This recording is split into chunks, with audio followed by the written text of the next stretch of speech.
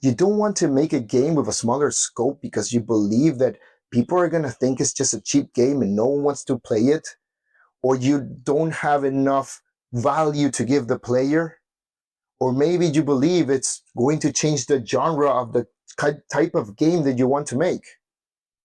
Listen to what I said at IndieTref last week. Now, I know that many of you might be thinking that a smaller scope doesn't mean that's going to be easier.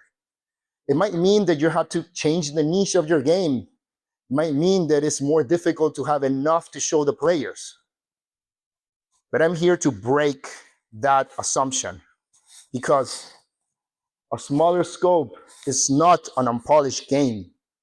It actually means deeper impact, because the player doesn't remember how big the game is. They remember the depth of the game.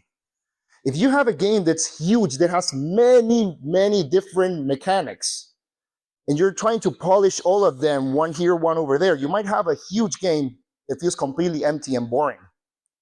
But if you focus on that one mechanic, that one experience that you know that's what people like from the game, there's always one of those.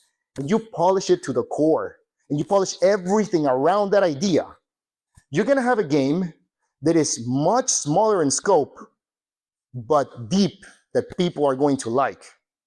What I mean with a smaller game is not a game that doesn't have any of the impact. It's a game that you can make with the resources you have right now, and that is understanding what the players want to play in the game.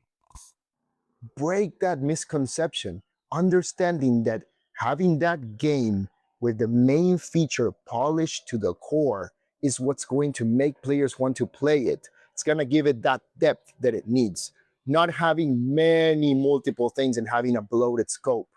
This way, you can make games faster with the resources you have right now. You can be able to make games forever, as long as you want, without the need of anyone else to keep you going.